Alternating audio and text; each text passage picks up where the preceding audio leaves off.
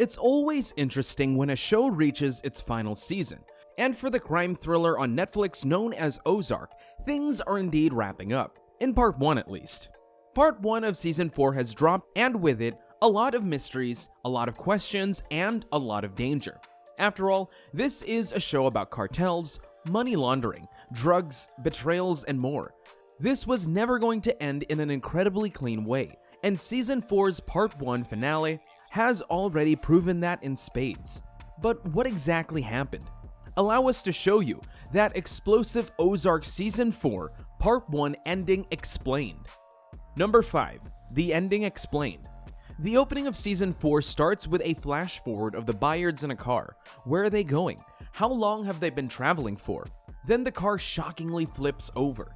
The answer to those questions, along with the fate of the Byards, remain largely unknown throughout the first part of the season.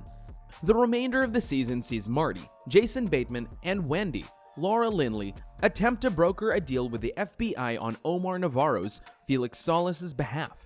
A deal that will see him retire from the cartel with immunity from prosecution. With Ruth, Julia Garner, as her right-hand woman, Darlene, Lisa Emery, continues dealing heroin much to the dismay of Navarro's cartel. Marty is also told to stop Darlene from distributing drugs, which becomes a little more difficult when his son, Jonah, Skylar Gartner, begins working for her, laundering money behind his back. We're also introduced to Omar's nephew Javi, Alfonso Herrera, who causes a lot of trouble for the Byards by foiling their negotiations with the FBI and killing off several important characters. More on that later.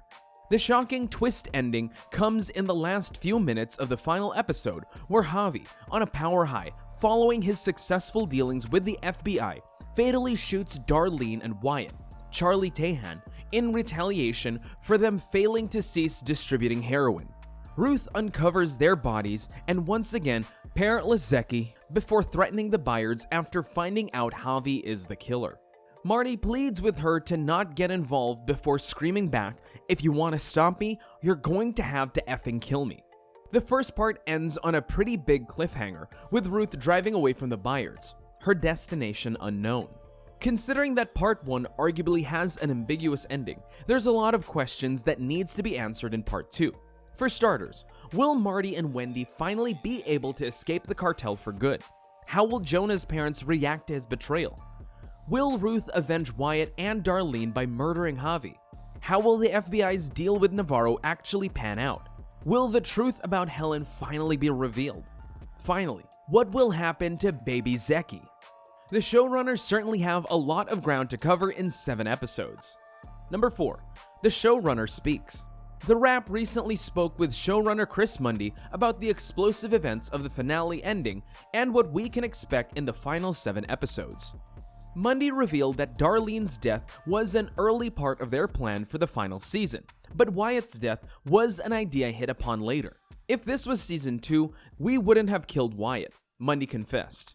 But knowing that we're kinda hurtling down towards the end, it helped make the decision to include Wyatt in it, so the impact on Ruth could be the maximum impact it was in the finale. The showrunner said that the impact on Wyatt's death will be addressed in the first episode of season 4, part 2, a premiere date for which has not been revealed, as the finale leaves us with a cliffhanger of Ruth driving furiously to confront Javier, and Javier will be sticking around, as the Byards' plan to bust up the cartel is sidelined when Maya takes it upon herself to arrest Navarro. Mundy says that Navarro will still be a major part of the back half of season 4, and as for Maya's decision to ignore her bosses and arrest Navarro, that was born out of the character's moral fiber. Everybody is morally compromised to some degree, and some people obviously way more than others, except for Maya, Mundy explained. And I think in one way, it's Maya's strength, and then it's also Maya's Achilles heel. Number 3. Why they ended it with Ruth. Another question that Mundy was asked about ending the first half of the 14 episodes with Ruth driving off to get Javi, specifically when they decided to end part 1 like that. Pretty soon in the beginning of the break, I think. We were originally laying it out as 10 episodes, and then pretty quickly we were laying it out as 14 episodes. And once they gave us the freedom to know that we could reach that as a middle point instead of a latter point, then that's when we made the decision, because it really informs a lot of what becomes the first episode of the final 7. So once that happened, which was probably 4 weeks into the writer's room, and in those 4 weeks, there were a lot of things we knew. Like, I knew the Jonah thing was going to be a big part of it. But you start to kind of blue skying all the stuff, and Javi wasn't originally in the mix on day 1. But we kind of quickly came to him. And once we realized almost the math of it, that, okay, we're going to be 7 in, then that seems exactly right. That's when we made the Wyatt decision just because of the impact on Ruth. Number 2, breaking up certain groups. Another key thing in part 1 was the paradigms of certain groups were shifted dramatically, including breaking up the Byards from Navarro, and Mundy had plenty to say on that. People change incrementally, they don't change all at once. And obviously, Marty and Wendy, in a way there's a sense of Wendy growing into herself, and in another way, Marty changing. I think Navarro recognizes Wendy almost better than Marty does in a strange way. So I think that's why there's such disappointment from Navarro. I will say that he understands. Navarro understands all of it. He was going to take his own nephew, his sister's son. So I think he's as mad at himself as he is at Marty and Wendy, because I think there is a tiny piece of him that didn't believe that they might do something that would land him in jail, or keep him in jail. And I think that the little piece of humanity in him, in a way, made him take his guard down. So I think that's interesting. But he will not disappear from the second half of the season. Number 1, Wendy's arc. Wendy has obviously been a key part of the show from the beginning, but in part 1 of season 4, things went really dark for her. Everybody was pretty on board with all that, and Laura certainly was. I think there's a feeling where we operated from, and I talked to Laura a bunch about it, and we talked to all the writers about it, is with Wendy having done the worst thing that she could ever possibly do, which is let her brother be killed. That is her psychology. She was going to have not only success, but almost triumphant success in order to feel like that it wasn't all for nothing.